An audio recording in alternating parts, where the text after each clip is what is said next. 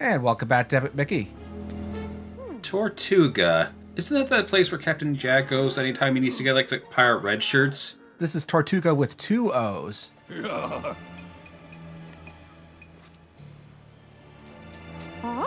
There's a difference? Well, Not to be confused with the actual place in Haiti called Tortuga. I see. So it's Tortuga again. It's Tortuga 2. It's the beta version. I forget this guy's name, but he's not Damien Salt, by the way, despite having the same character model. You remember the guy with the lactose intolerant girlfriend? Yeah, Oh, yeah. How could we forget that quest?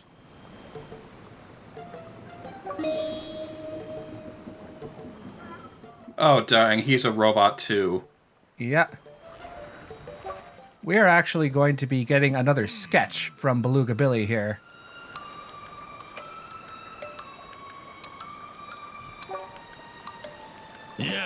So apparently his name was Sherman, the guy in the pirate. Yes. Like,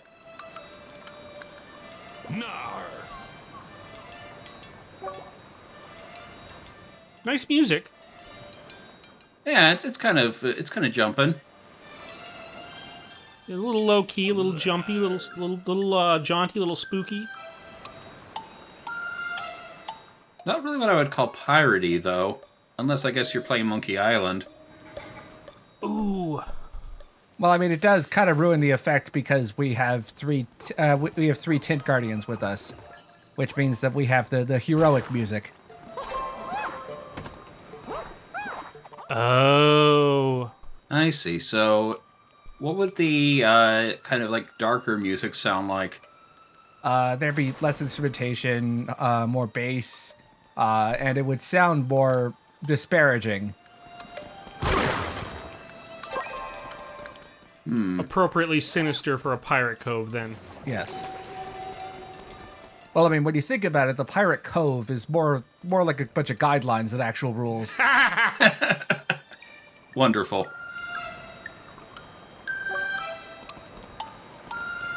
Although this area and the next couple of maps after it they're more based on the ride Pirates of the Caribbean than they are on the films. In fact, there's actually more of a combination of stuff from Adventureland. Despite my thinking it was like a ride somewhere, it's a series of areas it started in Disneyland, and most of the other parks have their equivalents. Mm-hmm. I think that I remember reading about that.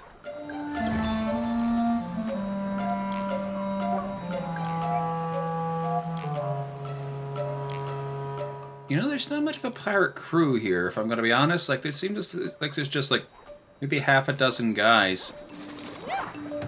Well, I mean, that's because the pirates really belong in another area. They've all been kicked out of here as well by the robot pirates.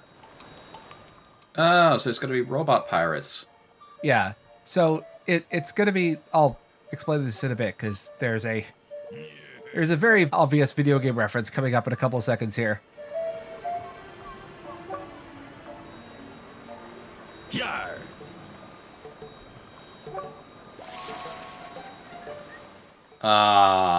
Very cute.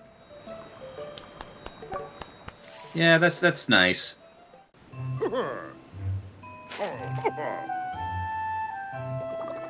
Also, remember when I said I think it was back in video 3 that there was a reference to a 2000s gaming webcomic? It's in this video.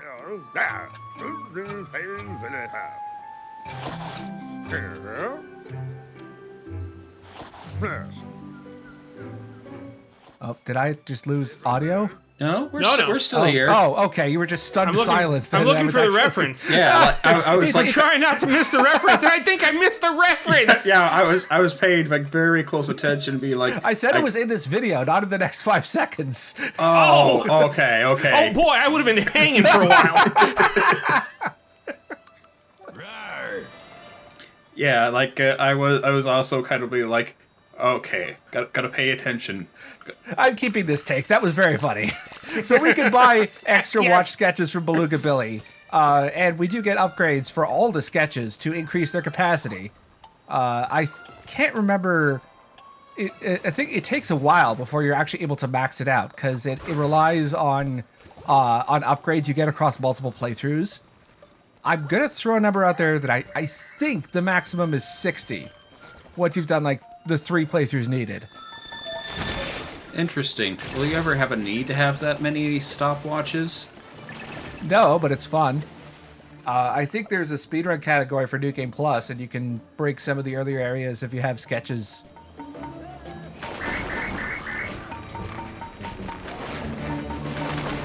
This area, you know, is,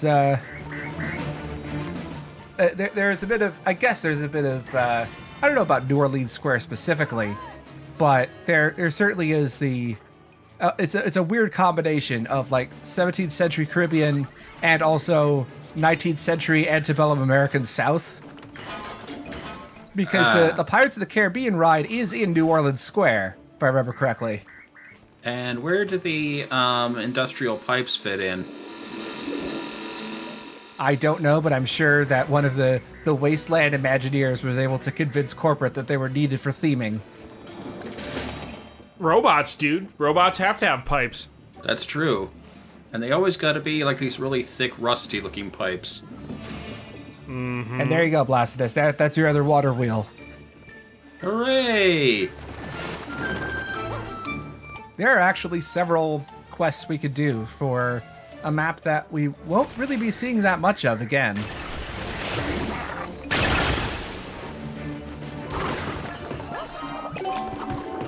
I forget if we already picked one up, but there are some keys lying around, and those are jail cell keys. That structure over there to the left is the jailhouse. And there's a reason why we can't just destroy the jail cells with our, magical, like, get rid of everything gun. Well, I mean, you could break in the door, but when you actually get into the jails, when you actually get into the jail, it's a 2D level. And you can't use your magic brush in the 2D levels. That's my canonical explanation for why. That's part of the story. Platforming, our one weakness. Yeah. It's part of the story. The cartoon was already drawn. Exactly. Ah.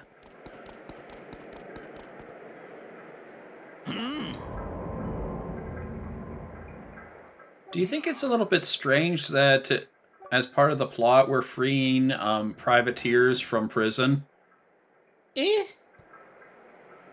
We've done worse. So this guy is named Tycho. So Tycho is going to tell us about this this quest inside the well.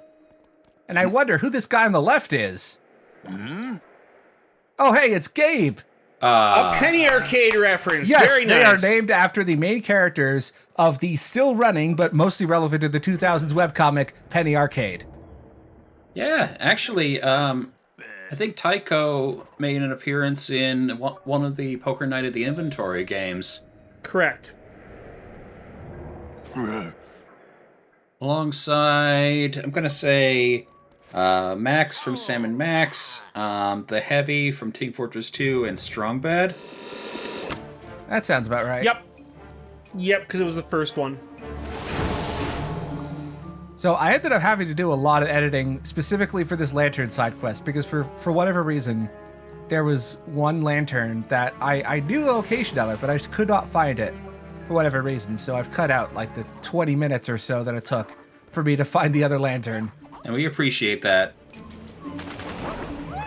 Yeah, I wouldn't have been able to think about that either. Like, that it sort of just kind of looks like sort of just a gnarly hanging thing. And we need to keep the age rating down, so let's not elaborate on that. Anyway, 15 minutes of aimless wandering later, you can see it right there. Yeah, I mean, I sort of saw it immediately once you pointed it out, but...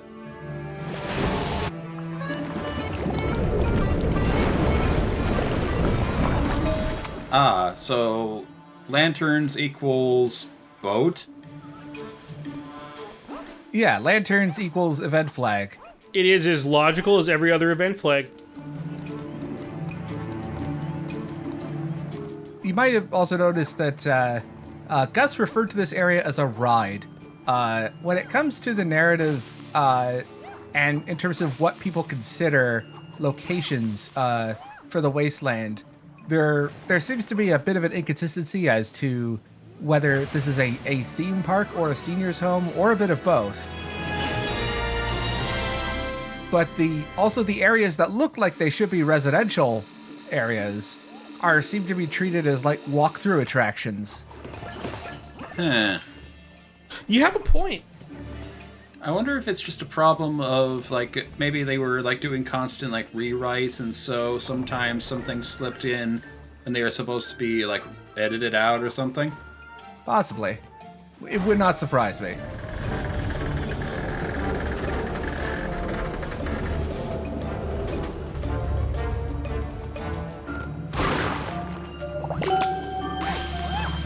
Yeah, this area does not stay drained for long. Though instead of staying at an entirely separate level, it instead fluctuates, ebbing and flowing like waves. I see.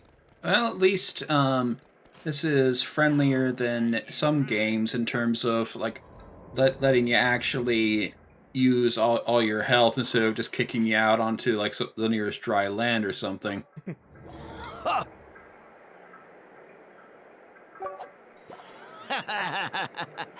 Oh.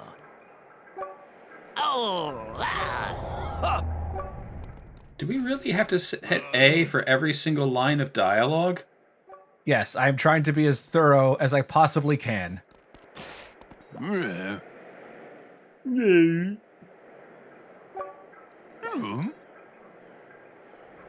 What don't you know, Gabe? Tell us. I'd say it'd be faster to ask him what he does know. So another fun fact, we actually have Walt Disney to thank for what we now consider the stereotypical pirate voice. Is because the first live action film under the Disney brand, which was Treasure Island from 1950, Robert Newton played Long John Silver. I don't know why that is so hard to say. But Newton used a butchered version of a West Country accent. Think someone like Hagrid, for example. And this'll be young Master Arkins, I'll be bound. Arkins.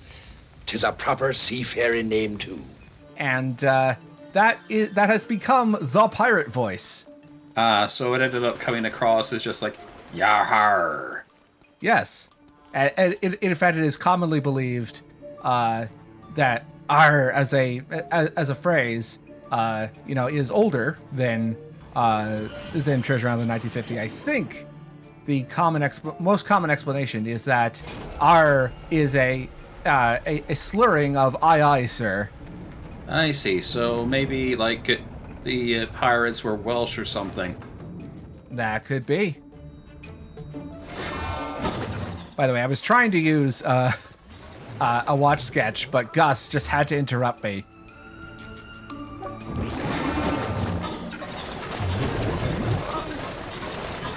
Honestly, the watch sketch is better for tactical retreats than it is for attacking enemies. As we'll see, I can't remember if it's this video or the next one, but watch sketches are especially bad against the Beetleworks. Why is that? And I think that has to do with the way that it's coded. So what's the duration on this? About 5 seconds? About 5 seconds thereabout. And yes, you can use the watch sketch during Gilda's races, if for some reason you're having trouble with it. I mean, that's pretty helpful. It is. Oh, Gilda, we're so sorry. We're so sorry. No, we're not. Well, at least we gave Gilda back her axe, so that's something. We're in her good books just for that. True. And there is absolutely no reason I'm bringing that up in preparation for something I think 6 or 7 videos from now. Oh. So this is foreshadowing, is it? Hopefully I didn't drop it too soon so that you'll actually remember when it comes up. I don't really remember much of anything, to be honest, but Sure. Now Like, that's a clip to isolate and take out of context.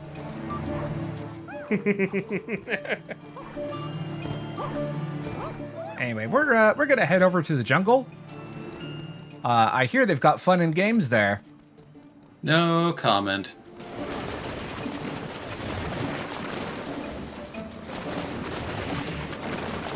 And there's another 2D projector screen waiting for us. Oh, I think I was trying to get an extra tint.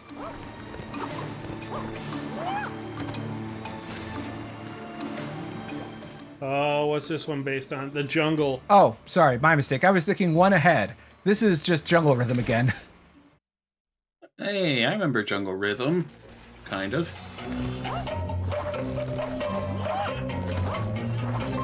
Let me see. I don't have much to say except for a review that I found of Jungle Rhythm from the proprietor of a projection house at the time. Reads as follows: "The jungle beasts serving Mickey as musical instruments. His playing is such as to set the whole animal population a dancing. In fact, it is his musical ability alone that stands between him and annihilation. The little fellow is fully aware that music soothes the savage breast." I don't know if that's a typo, by the way. He reveals an amazing mastery of every instrument. Again, Mickey shows that he is a performer to be relied upon. Plenty of fun, especially for the young. And I honestly thought by the time I finished reading that this level would be over. Like I said, I'm not... I mean, most of the 2D levels are pretty good, but the ones that aren't good are pretty bad. Yeah. By the way, what was happening with that bird's midsection there? I think that's a reference to one of the gags. That was an ostrich, and I think at one point the ostrich moves its midsection up and down in time with the music. I can't remember exactly.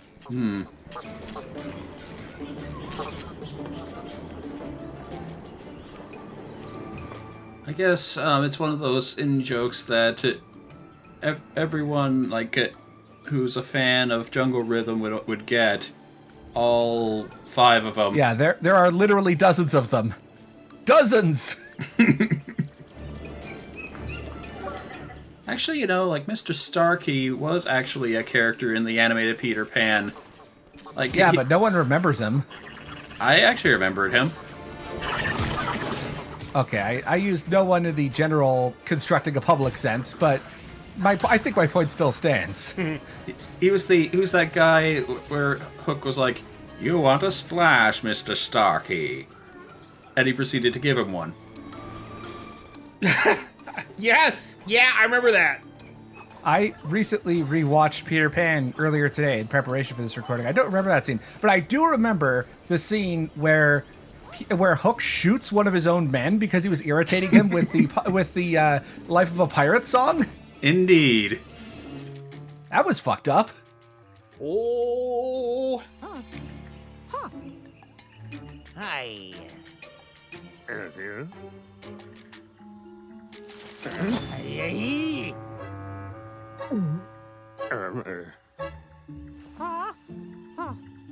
And there are so many good candidates for what facial expression I'm going to use for the thumbnail. Oh yeah, I love these animated cutscenes. Yeah. I think I mentioned before, they're based off of the work of Mary Blair, a storyboard artist who worked at Disney for many years, including very prominently on Peter Pan. Is there a particular reason why they decided that for this scene, Mickey was going to be covered in yellow paint?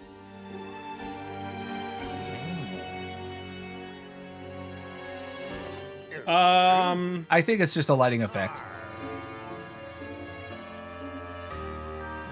Jungle rot. It's very selective lighting, that's for sure. Mm-hmm.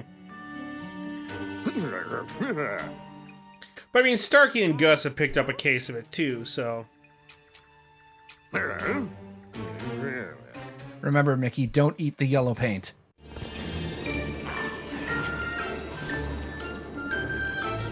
This cursed camera has not given me best angle. Well, you know what they say about folks who wear hats. That they're all bald? I don't get the joke there. I actually was kind of hoping that one would come by, like, by the time...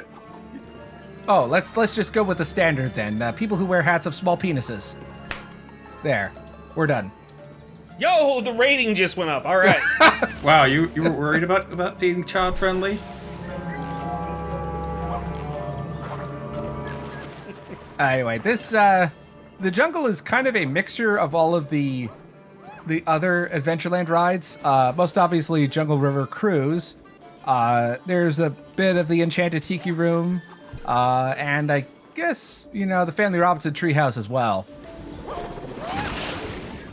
Something I learned that while taking notes for this video is that there is an unofficially all of the trees, the giant trees in Adventureland, are part of the same fictional species called Disneyodendrons.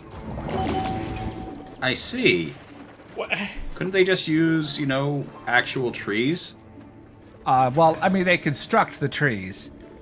Tree building is an important part of the design of certain sets, and also what they did, also what they're doing at theme parks. What, are they concerned that the tree enthusiasts would get offended on behalf of the trees if they did want to look too fake or something? Yeah, this was actually after some heavy lobbying from the Lorax.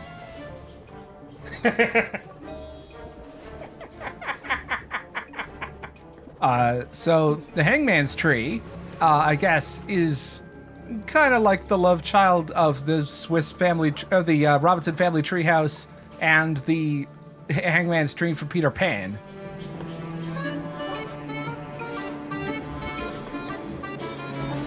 Yeah, we got to make sure that Spladoosh friendly first before we fight the pirate Beetleworks.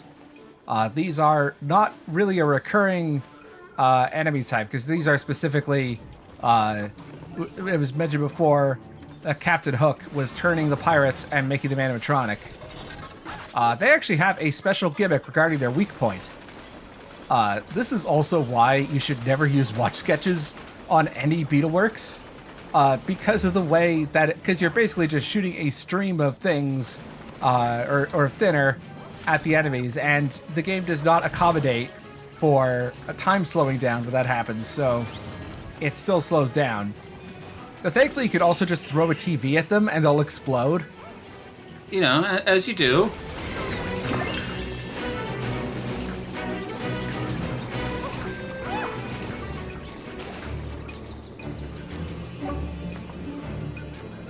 And these heads, as best as I can tell, I think they're supposed to be from the original version of the Enchanted Tiki Room.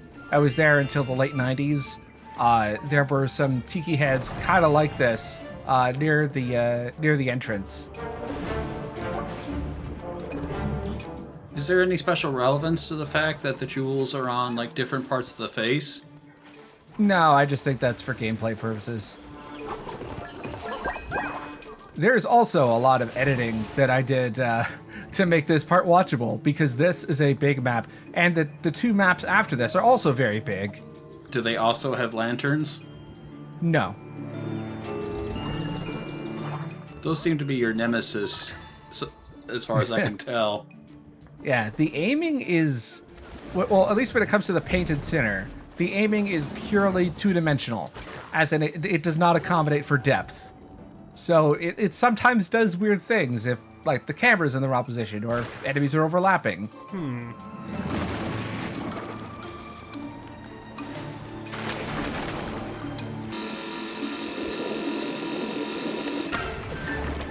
So, since we're going to be here a while, the Enchanted Tiki Room was actually originally designed as a dinner show. If you've been to Disneyland before, or to any of the Tiki Rooms and various other parks, there's usually a fountain in the center of the room. That was actually originally going to be a coffee bar, back when it was going to be a dinner and a show experience. The Tiki Room was also the first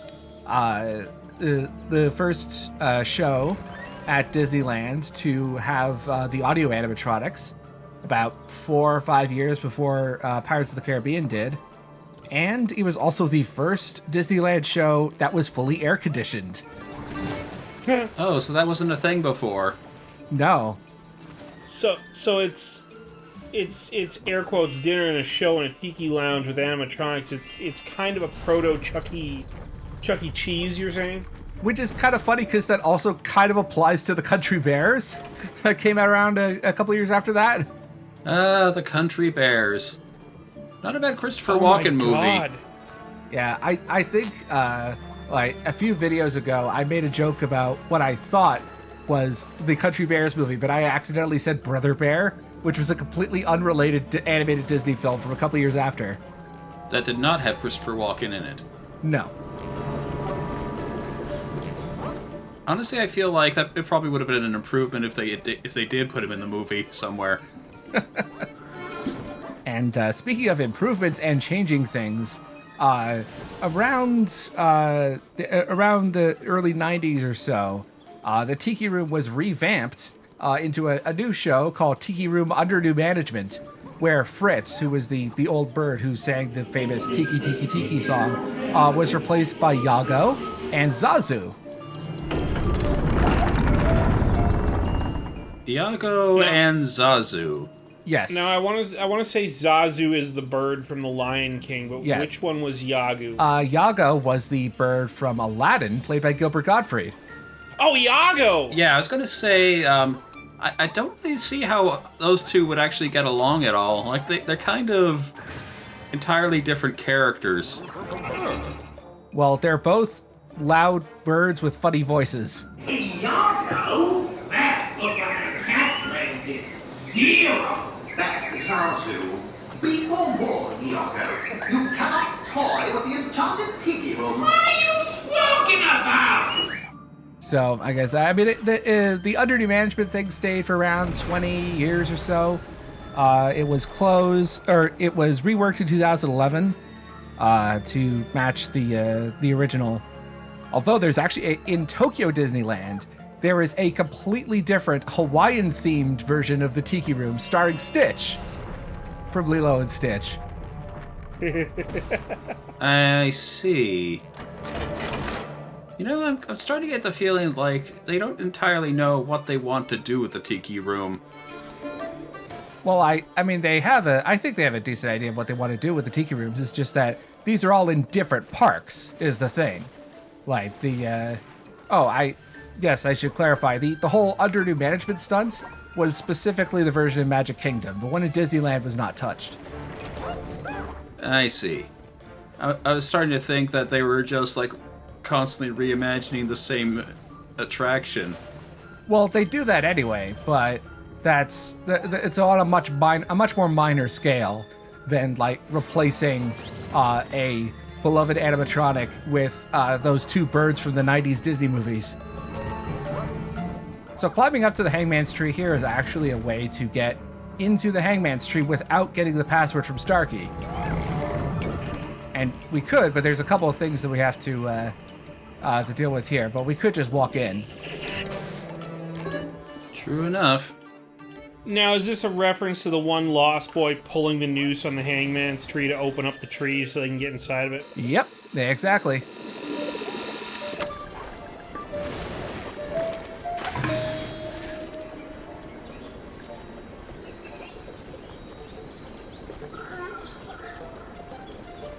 And while we got a few minutes here, there's also a bit of an influence from the Swiss Family Treehouse from 1962, which originally closed in '99, but was then reopened a couple of months later with a Tarzan rebrand. It was Tarzan's Treehouse.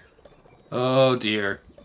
That closed in 2021, but the Treehouse is actually set to reopen later this year as Adventureland Treehouse. I can't believe the Swiss Family Robinson got eaten by a tiger.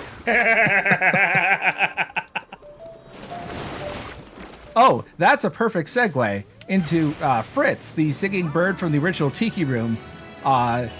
He was voiced by a well-known voice actor, or at least you may not have heard his name, but you definitely know his voice. His name is Thurl Ravenscroft, who, among other things, is best known as the original voice of Tony the Tiger, the mascot for Frosted Flakes.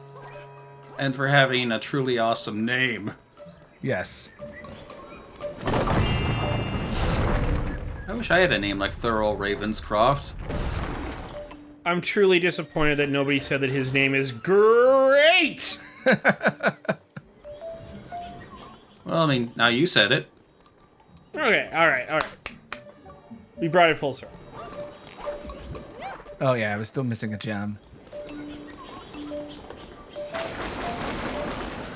This has to be the largest level we've seen so far. There is one... Oh, I think it was because I spent like 20 minutes wandering around and I was just jumping for joy.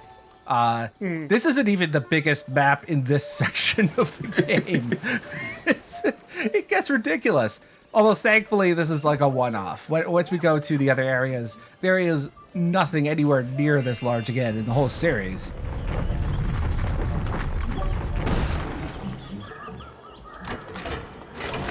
I'm glad that he keeps mentioning that the gems look like they belong, no matter how many times we do this.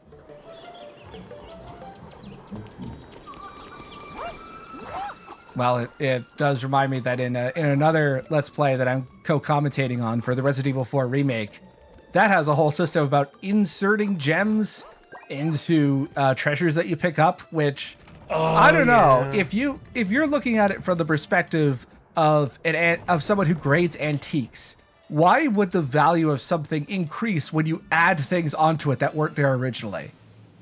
It just seems strange. Also, here's another part of Daisy. That's what was hiding in the well. Well, my general theory about Resident Evil 4 is that the merchant is just paying us in, like, I don't know, like Monopoly money, and he's actually pawning the stuff for real money. I mean, you might as well. Spain had already moved over from the peseta to the euro 2 years before this game is set.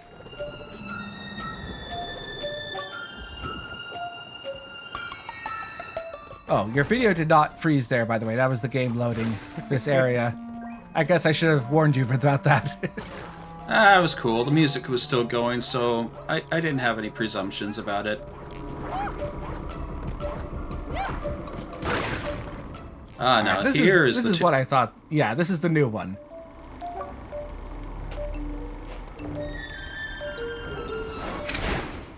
I'm sorry, the Whalers? That's what it the said. Whalers from 1938. This was one of the first cartoons to use Mickey's first radical new redesign.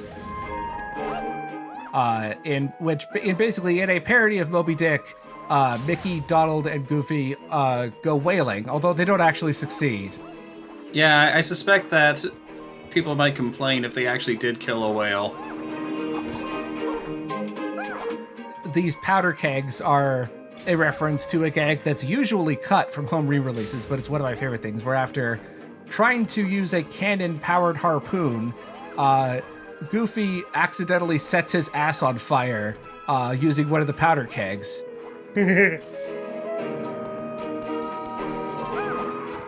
There's also a couple of... these seagulls. These are the seagulls that Donald fights with while trying to eat a sandwich at the beginning of the short. Yeah, that seems about right. And there's the whale. The whale's design would eventually inspire that of Monstro from Pinocchio. It seems more like he's like growing a palm tree out of his back. This short was also the last time that Goofy's original actor, Pinto Colvig, would voice Goofy for like about 10 years or so. He came back after the war. Pinto was kind of an interesting guy. He was like a mainly known as a vaudeville musician. He had a whole bit with a clarinet. That was pretty strange. But aside from that, he was best known for voicing Goofy. Was he the originator of the Goofy scream? I think he might have been. I don't know for sure. I'll have to look that up. Wow, interesting. Yeah, that was all. Although I do know, thanks to Chip Cheesem and his Kingdom Hearts Let's Play, that the classic Tarzan yell was not done by whoever was the voice actor for Tarzan. That was actually done by Brian Blessed. Really? Who also played the villain. I can't remember. What was the villain's name in Tarzan? That would be Clayton, yeah. So Brian Blessed played Clayton, and I guess, one day while he was in the booth, they asked him, okay, no, do the Tarzan yell. That's in George of the Jungle. and do it loud, which is the thing that Brian Blessed is best at.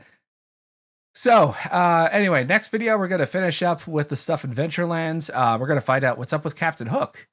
And at long last, we will see Pete Pan. I've been hyping this up for several videos now, and I do not think that Pete Pan will disappoint. You better not. Excellent.